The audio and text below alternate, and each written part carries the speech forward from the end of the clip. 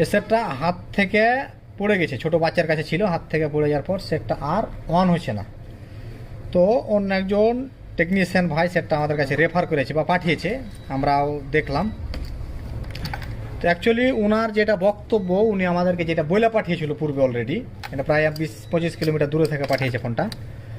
তো উনি যেটা বলছে যে উনি যখন এটা পাওয়ার মানে কেবল ওনারা যেহেতু মানে পাওয়ার সাপ্লাইতে কাজ করে, তো পাওয়ার সাপ্লাই দিয়ে উনি যখন চেক করে তো অটো কোনো শর্ট নেই, প্লাস কি পাওয়ার বাটন প্রেস করার পর কোনো রেসপন্স করে না, ধরে পেয়েছেন। এটা হলো যে ওনার বক্তব্য সেটের। অ্যাকচুয়ালি যদি আমি পাওয়ার সাপ্লাই ব্যবহার করি না, সেহেতু আমি আমার মতন আমি কাজ করি, আর আমরা এই সিস্টেমটাই আপনাকে দেখাই। এই সিস্টেম ধরে রাখতে পারলে আপনাকে কাজের জন্য পাওয়ার সাপ্লাই ব্যবহার করতে হবে না, এই যে সমস্যা খুঁজে বের করার জন্য। একটা কী কাজে আপনি পাওয়ার সাপ্লাই ব্যবহার করতে পারেন, যে অটো কোনো শর্ট আছে কি নেই, যে কোনো পাওয়ার বাটন প্রেস করেনি, অটো 1, 2, 5 যে শর্টগুলো থাকে, এই শর্টটা আছে কি নেই, এই জন্যই আপনাকে পাওয়ার সাপ্লাই ব্যবহার করতে হবে। তাছাড়া আর কোনো কাজে পাওয়ার সাপ্লাই আপনার লাগবে না। কারণ আমি এখন পর্যন্ত শত শত কাজ করি, পাওয়ার সাপ্লাই আমি ব্যবহার করি। যেমন এটা ওনার বক্তব্য অনুযায়ী পাওয়ার বাটন প্রেস করার পর কোনো রেসপন্স করে না পাওয়ার সাপ্লাই, কথা পেয়েছেন। যদিও ওনার কথার সঙ্গে মিলার সঙ্গে যে আমরাও দেখি যে পাওয়ার সাপ্লাই আসলে কী আসছে, ওনারা কী বুঝতে পারলো। তো ওনার কথা হলো যে ভাই এটা তো বা পাওয়ার আছে থেকে সমস্যা, বা এখান থেকে সমস্যা, ওই আমরা পেস্টিং এসির কাজ করি না, তো কাজ আপনি করেন, তো কাজটা করে দিন। আমি বললাম ঠিক আছে ভাই পাঠিয়ে দেন। প্রায় 25 কিলোমিটার দূর থেকে আমাদের কাছে পাঠিয়েছে। তো এখন আমাদের প্রথম স্টেপ যেটা, আমাদের ব্যাটারি কানেক্টরের যে ডায়োড ভ্যালু দেখবো। আপনারা দেখেন, দেখার পর আমাকে জানাবেন যে ভ্যালু ঠিক আছে কি ঠিক নেই। ঠিক আছে। তারপরে এদিকে দেখেন তো কত আমাদের যত আসার দরকার তত থেকে আসছে, ঠিক আছে। তার মানে কি আমরা কি প্রথম পর্যায়ে কি শর্ট আছি? প্রথম পর্যায়ে আমাদের মাদারবোর্ডে কি নেই, শর্ট নাই। এই যে আমাদের মিটারের ফর্মুলা, মিটারের মাধ্যমে আমরা আগাবো। তারপরে আমরা নিচের দিকে দেখি, নিচের দিকে অলরেডি কি করেছে, কাজ করেছে। মানে এই চার্জিং এসে এখানে উঠা হয়েছে, এদিকে অলরেডি সিপিইউ পাওয়ার আছে, এগুলোর উপরে কেউ হাত উপস্থিত দেয়নি। মাদারবোর্ড হালকা একটু বেঁকা আছে। এখন প্রথম কাজ হচ্ছে আমাদের এটা হচ্ছে যে দ্বিতীয়ত চার্জিংয়ের আছে। তো অনেক সময় যারা আপনারা বা আমরা যেগুলো আগে যেভাবে করতাম, এখন হচ্ছে যে আরও সহজ, আপনি কাজ করতে করতে বিষয়গুলো বুঝে যাবেন যে কতটা ইজিভাবে একটা সমস্যাকে সমাধান করা যায়। তো একটা বিষয় যখন না জানা হয় তখন অনেক কঠিনভাবে ভাবনা চিন্তা করে। তাহলে আমরা কী করবো, প্রথমে আগে সেটা অন হয় না, চার্জে লাগিয়ে দেখতাম কি, তো আমাদের চার্জারে অটোমেটিকলি 2 উঠে যাচ্ছে, অটোমেটিকলি এখানে 2 উঠে যাচ্ছে। এবং এখানে হাত দেওয়া থাকলে কিছুক্ষণ এই যে গরম লাগছে, আর বুঝতে পারছেন। তো আমাদের একটা স্বাভাবিক সেটে, একটা ডেড সেট যদি অন না হয়, আমরা প্রথমত দেখি যে আমাদের ভোল্টেজ, যে আমাদের চার্জিং এসির কাছে যে 5 ভোল্ট ইন করতে হয়, সেটা ইন করছে করে না।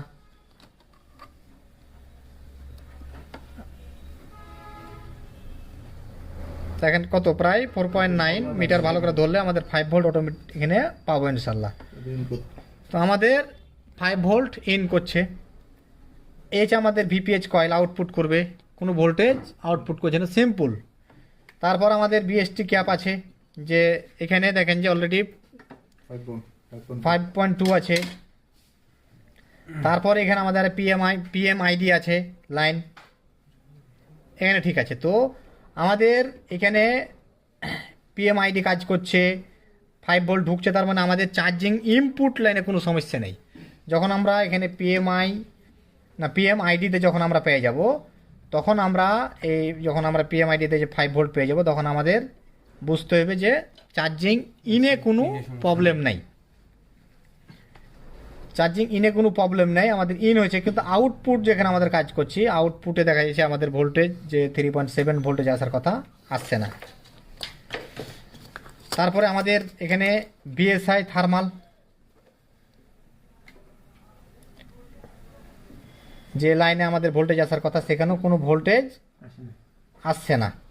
ব্যাটারি কানেক্টরে কোনো ভোল্টেজ নেই।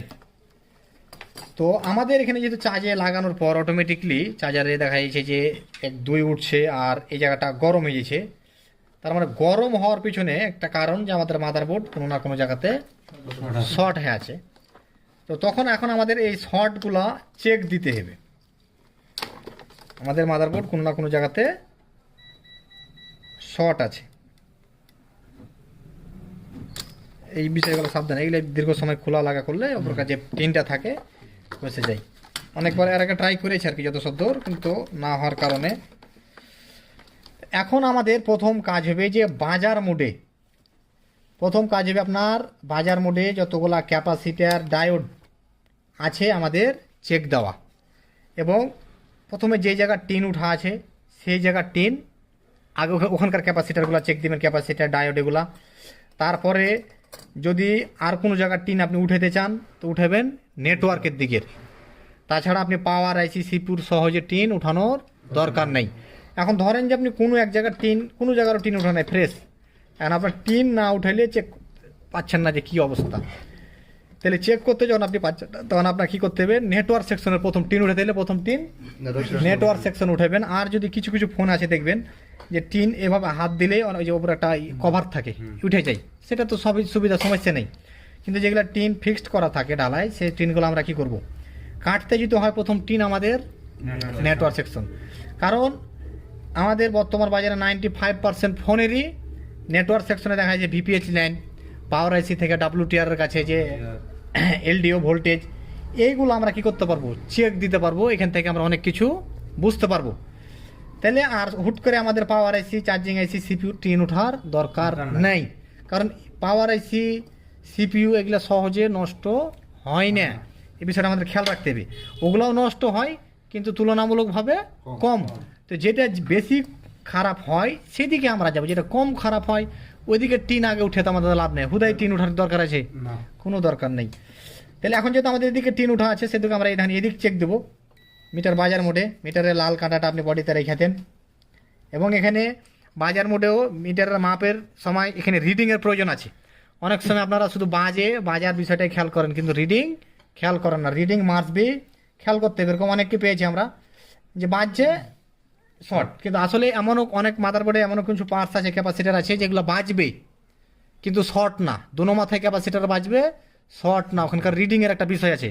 বাজার মোডে কত রিডিং থাকলে আমরা বুঝবো যে শর্ট লয় শর্ট, এটাও আমাদের জানতে হবে। শুধু যে আমরা ডায়েট মোডে রিডিং নেব তা না, বাজার মোডেরও আমাদের রিডিং প্রয়োজন আছে। কিন্তু অনেকে তো বাজার মোডের রিডিং বিষয়ে ধারণা রাখে না, শুধু জাস্ট দোনো মাথা বাজলেই সমস্যা রিমুভ। কিন্তু দোনো মাথায় বাজলেই শর্ট লয়, এটা আমাদের বুঝতে হবে যে কোন জায়গাটা বাজছে, কেনে বাজছে। এখন জায়গা বুঝে আপনাকে শর্ট সারাইতে হবে। সব জায়গার ক্যাপাসিটার দোনো মাথা বাজলেই শর্ট লয়। কিছু কিছু জায়গা আছে মাদারবোর্ডে দোনো জায়গা বাজবে কিন্তু শর্ট না, ওখানে কত রিডিং আছে ওটার উপর ডিপেন্ড করে আমাদের কাজ করতে হবে। তাহলে এখন আমাদের প্রথমে তো কাজ শুরু করে দিই। আমাদের এইখান থেকে আমাদের যে ক্যাপাসিটারগুলো আছে আমরা সেখান থেকে শুরু করব। যে এটা আমাদের সাউন্ড সেকশন কয়েল, তো এখানে আমরা চেক দেব। এক মাথা বাজছে, এক মাথা বাজে না। এখানে আমাদের দোনো মাথায় বাজছে, এবং দেখেন যে একটাতে 1.2 এক মাথায়, আর এক মাথায় আছে যে 1.0। তো যেদিক হচ্ছে 1.0 এদিক হচ্ছে নেগেটিভ লাইন, যেদিক 1.2 আছে পজিটিভ লাইন। তাহলে এইখানে আমাদের আরও রিডিং আসা দরকার ছিল। আমরা যথেষ্ট পরিমাণে রিডিং পাচ্ছি, বাজার মোডে পাচ্ছি না। আর এটা হচ্ছে আমাদের সাউন্ড সেকশনে কোনো ক্যাপাসিটার বাজা চলবে না দোনো মাথা, কথা পেয়েছেন? আমাদের সাউন্ড সেকশনে কোনো ক্যাপাসিটার দোনো মাথায় বাজার মোডে বাজা চলবে না।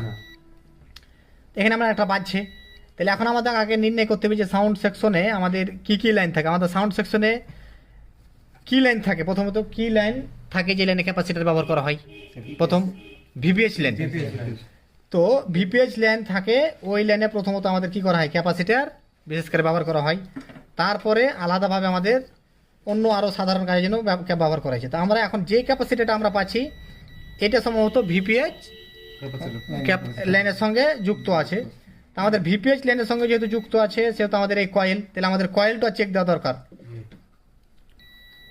দেখেন যে আমাদের কয়েলটাও বাজছে, কিন্তু এখানে ভিপিএইচ কয়েল আমাদের কি বাজার মোডে বাজবে না, কথা পেয়েছেন? তার মানে এখানে বাজছে, তার মানে হচ্ছে আমাদের ভিপিএইচ লাইন কি শর্ট আছে। তাহলে আমরা কি বিষয়টাকে নির্ণয় করতে পারলাম, কিন্তু পাওয়ার সাপ্লাইতে আমরা কি আইডিয়া করতে পারিনি যে কোন লাইনে শর্ট। কিন্তু আমি মিটারের মাধ্যমে আমাদের জানা আছে রিডিং, এটার মাধ্যমে আমরা কি নির্ণয় করতে পারছি যে আমাদের শর্টটা কোন জায়গায়, ভিপিএইচ লাইনে। তাহলে এখন আমাদের ভিপিএইচ লাইন কত জায়গায় যায় এটা তো আমরা জানি, যে কোন কোন সেকশনে ভিপিএইচ লাইনটা যাচ্ছে এবং এত জায়গাতে শর্ট থাকার কারণে কি আমরা কোনো রেসপন্স সেটটাতে পাচ্ছি না। তাহলে এখন আমাদের প্রথম ভিপিএইচ লাইনে শর্ট, তো এখন ভিপিএইচ লাইন চার্জিং আইসির সঙ্গে যুক্ত আছে, আবার আদার্স বিভিন্ন সেকশনে গেছে।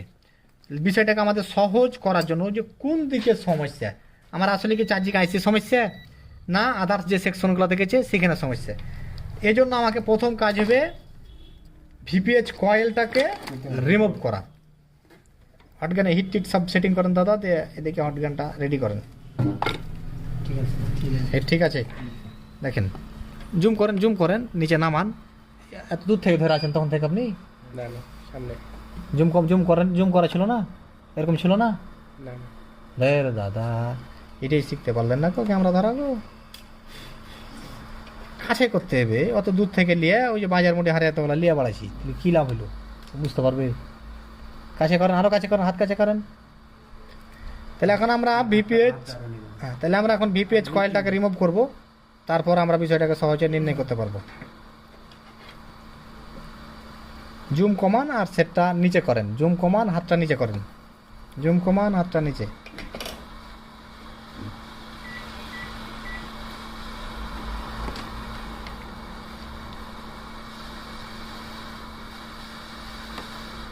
এই যে আমাদের ভিপিএইচ কয়েল, আমরা এখানে এক সাইডে রাখি কয়েলটা।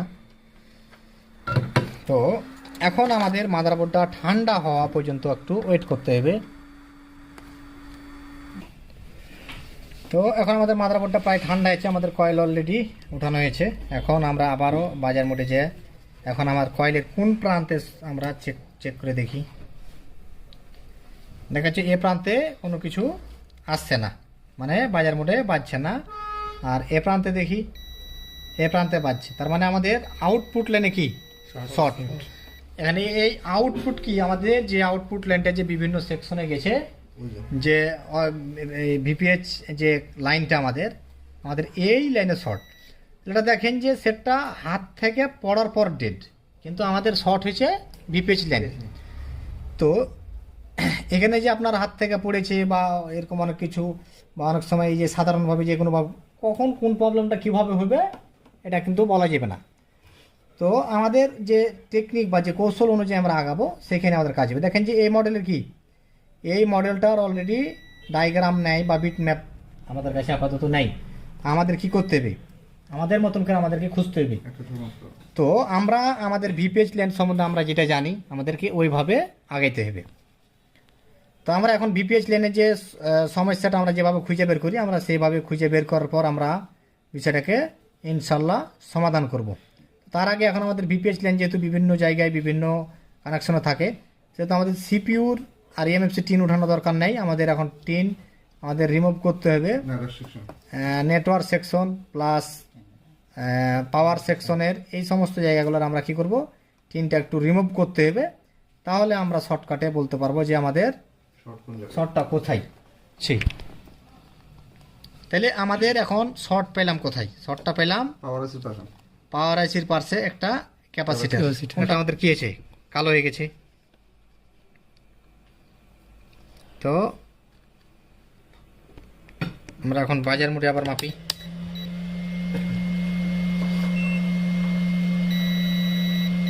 দোনো মাথায় এখানে বাজছে এবং এই ক্যাপাসিটিটা আমাদের তুলনামূলকভাবে পুড়ে কালো হয়ে গেছে।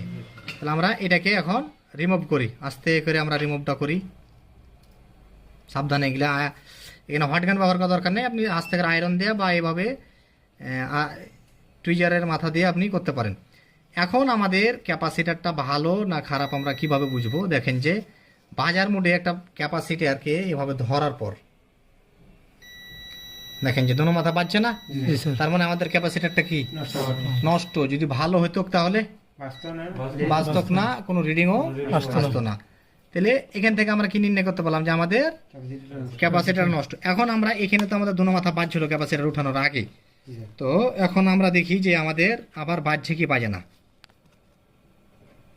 এক মাথা বাজে না, অপর মাথা বাজছে। তাহলে এখন আমাদের আবার চলে যায় ভিপিএইচ লাইনে, ভিপিএইচ কয়েলের কাজ। এখন যে এই মাথা বাজছিল, এখন কি আর বাজছে, আওয়াজ পাচ্ছি না, এ মাথাও পাচ্ছি না, কিন্তু নেগেটিভ ধরলে ঠিকই বাজছে। এখন আমরা কি করব, কয়েলটা লাগিয়ে নেব। এই কয়েলগুলা লাগানোর সময় আমাদের যে করণীয়, আমাদের এখানে পেস্ট ব্যবহার করব, তাহলে অল্পতে আমাদের পেস্টটা কি হবে এখানে না গলে যাবে এবং লেগে যাবে।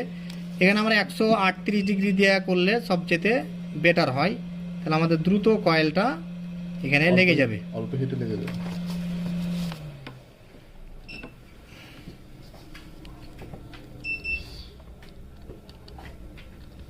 এই হচ্ছে আমাদের সিস্টেম।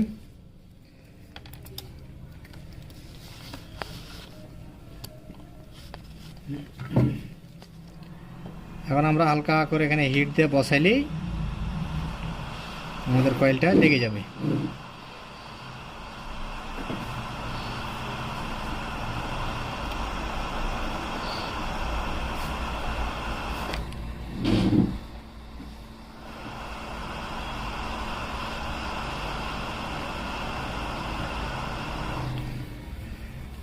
বাস আমাদের কয়েলটা লেগে গেলো। দেখেন যে আমাদের কাজের শেষে যে কাজটা আমাদের করণীয়, কাজ শেষে আমাদের ক্যাপাসিটার যেটা আমরা শর্ট পেলাম বা নষ্ট পেলাম, এই ক্যাপাসিটার এখানে কিন্তু মার্স বি আমরা লাগাবো। কথাটা পেয়েছেন?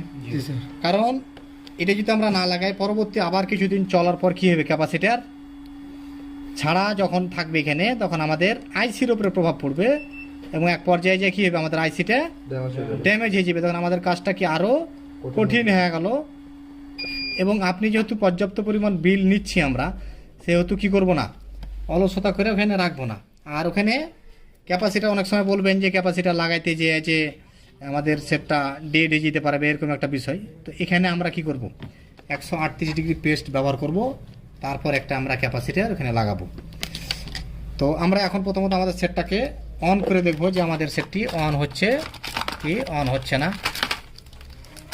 যেহেতু আমরা অলরেডি দেখলাম যে আমাদের শর্ট চলে গেছে, এবং আমাদের সেটটি দেখবো যে অন হচ্ছে কি অন হচ্ছে না, এবং চার্জে লাগিয়ে দেখব। আগে দিয়ে আসি দেখো তো।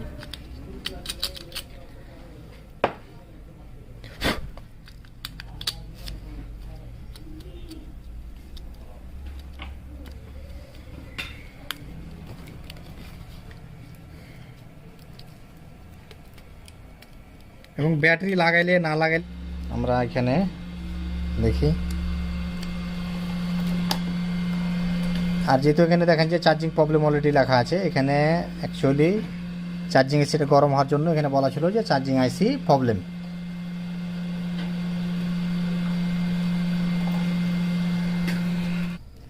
তাহলে দেখেন যে আমাদের ফোনটা অলরেডি খেয়েছি, চার্জ হচ্ছে, অলরেডি অন হওয়ার যে প্রসেস অনও হচ্ছে।